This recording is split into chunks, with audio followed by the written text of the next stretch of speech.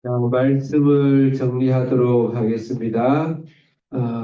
오늘은 누가복음 5장 27절, 39절 말씀, 누가복음 5장 마지막 말씀, 크게 이렇게 큰 키워드로 누가복음의 줄거리를 생각을 해야 오늘 본문 말씀이 전체가 파악이 된다. 항상 그렇게 전체를 보는 눈은 갖자. 1장은 요한을 등단으로서 예수님은 구약을 성취하려 오셨다.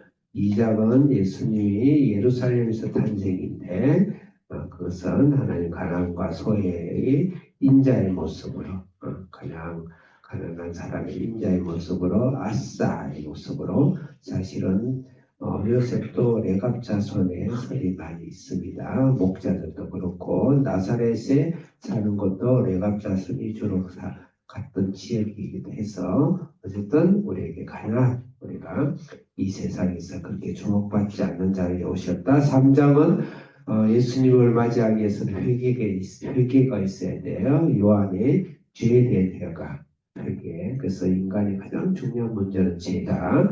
4장은 예수님이 오셔서 성령에 이끌려서 사탄을 쫓아내신 영적인 것을 해결하러 오셨다라는 모습이에요. 사탄을 시험에서 이기시고 그 다음에 포로 가난 농민 자는 영적인 것과 함께 물질적인 것을 이야기하고 귀신을 쫓아냈다. 그래서 예수님은 성령을 통해서 사탄을 제거하셨다. 5장은 예수님은 죄를 사하시는 예수님이다. 여러분들이 5장에서 베드로와 야곱을 통해서 나는 죄인입니다. 예수님의 물고기 사건을 보고 나는 죄인입니다. 깨닫죠? 어제도 말씀 나누던 나병과 총병자 중에서 예수님 죄를 사하시는 분이라는 것을 권세를 가지신 분이라는 것을 말씀드렸고 오늘은 또 가장 대표적인 죄인 세리를 부르신 예수님 모습을 볼 수가 있습니다. 자, 같이 27절, 28절은 예수님이 부르시는 모습입니다. 27절 크게 읽겠습니다. 시작.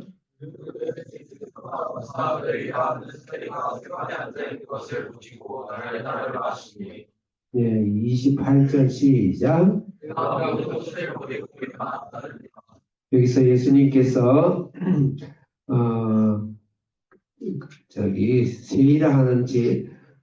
레이라는 세리를 불렀다. 레이는 히브리어로 레인데 헬라어로는 마테를 부른 거예요.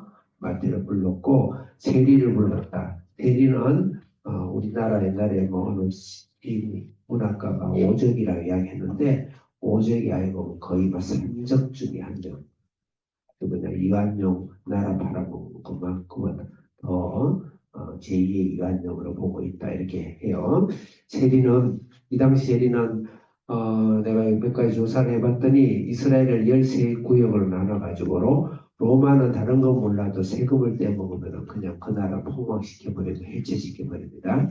그래서 그 로마의 세금을 바치는데 로마가 이제 피 플러스 세금을 바치는데 그것에 부역을 한 것이 세리들이에요. 그래서 13번을 경매를 붙여가지고 아예 얼마를 내고 내가 세금 수치권을 삽니다. 그래서 수백원 주고 쓰래요. 그러면 그걸 먼저는 뽑아내고 그 다음에 본인이 돈을 벌어야 되니까 아니 비밀이라는 거죠. 그러니까 무조건 사람이면 머리마다 얼마 또 공무를 세가지고 나달까지 세어서 얼마 그 다음에 왔다 갔다 하면 얼마 심지어는 바퀴수를 세요. 그래서 바퀴가 4개는 2개는 내야 되고 그래서 대부분 바퀴가 2개짜리 바퀴를 끌고 다닐 때 그 정도 웃지 못할 정도로 그렇게 철저하게 피도 뽑아가는 우리나라 조선시대에도 그랬죠.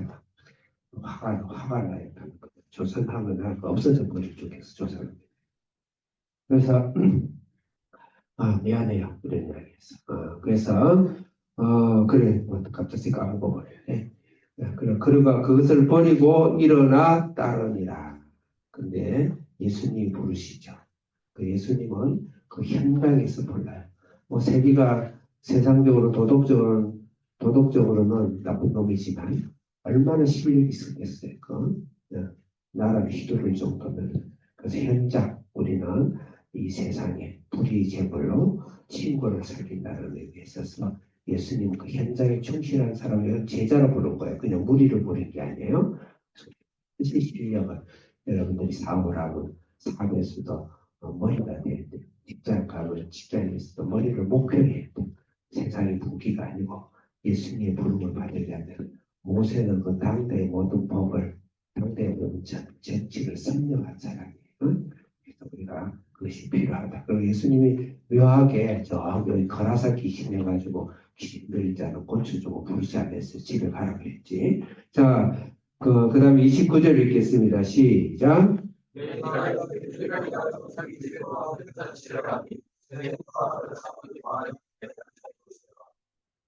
29절, 30절 읽겠습니다. 시작.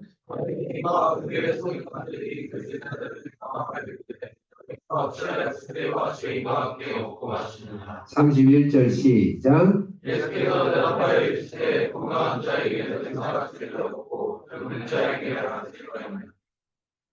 32절 시작.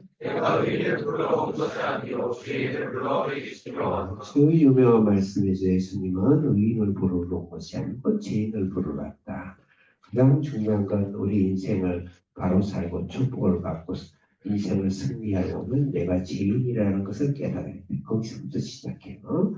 그래서 예수님 앞에서 예수님은 우리가 죄가 죄된 것을 먼저 깨닫게 하시고 우리 죄인을 부르신데 여기서는 레이가 큰 잔치를 베풀어요. 이제 죄인들이 뭔 잘났다고 잔치를 베풀까요? 그 잔치를 다 버리고 따라하는데 왜 또 돈이 있을까? 그래서 우리가 예수님 믿는다는 건 있는 가정 버리고 부모 버리고 집 다 팔아버리고 그런 건 아니에요. 그 절대 아니에요. 저희 베드로도 시몬 자기의 장모 어른을 모시고 살았을 것 같아요. 그 돈이 없으면 불가능하죠. 따라다닌다. 그러니까 우리가 주님을 섬기되 내 현실에 최선을 다해야 된다. 그리고 여기서 중요한 건 잔치를 베푸는 겁니다. 우리는 예수를 믿고 잔치를 베푸나요? 예수님 끝내 못 믿어서 주일마다 어디 끌려다니듯이 어디 도살장에 가듯이 그냥 인상을 인대로 찌그리고 우리 학생들 의무로 이렇게 되나요? 예수 믿는 것이 기쁘고 날뛰고 기쁨 많고 기쁘나요? 만약에 예수님을 믿는 것이 의무고 그렇다면 예수님을 잘못 믿는 거예요. 예수님이 어떤 내 상황은 어떤 어려움과 예수님의 한명의 선을 이루기 위해서 때로는 고난과 핍박이 있다 할지라도 그 안에는 감당할 수 없는 주님의 잔치가 예수님께서 벌어져야 된다. 나는 구원의 기쁨으로 살고 있는가? 예수님 주신 구원의 기쁨을 혹시 옆으로 먹듯이 혹시 내가 먹고 있지는 않을까 생각하면서 오늘 하루도 감사 찬양 영광의 기쁨 우리가 그렇게 살고 합시다. 자, 32절 크게 읽겠습니다. 시작. 아니요. 33절 시작. 예수께 말하되 요한을 제자는 사람을 의식하며 기도하고 바리새인의 제자들은 또한 그러하되 각지의 제자들을 먹고 마시나이다. 34절 시작. 예수께서 그들에게 이르시되 우리 주님들이 신랑과 함께 있을 때 너희가 그 손님으로 하여 수 있다. 35절 크게 시작. 그러나 그날에 이르러 그들이 신랑을 빼앗기니 그날에는 금식할 것이다. 금식 이야기가 나온 이때 금식절기였어요. 금식날이었어요. 금식의 유래는 모세가 시겜 받으러 갈 때, 시내산 갈 때 금식을 해서 모세가 내려올 때 금식을 후는 목요일날 금식하고 월요일날 금식하는 건데, 금식은 시내산 시계명 하나님의 말씀을 받을 때에 하나님 앞에 금식하며 기다리는 것인데, 그 금식 시내산 언약은 바로 예수님이 우리를 위해서 오신다는 언약이에요. 그 언약이 예수님을 통해서 성취됐기 때문에 기쁨의 언약의 기쁨이다. 그래서 기쁨의 근거를 이야기하고 있는 거예요. 그래서 예수님은 우리는 이제 기쁨의 종교고 기쁨의 신앙이고 능력의 종교고 감사의 신앙이다. 이미 예수님이 여러분이 과거, 현재, 미래의 모든 문제를 다 해결하시고 모든 걸 완성하셨다. 하나님께 믿음으로 우리가 나아가자. 자, 마지막으로 36절 시작.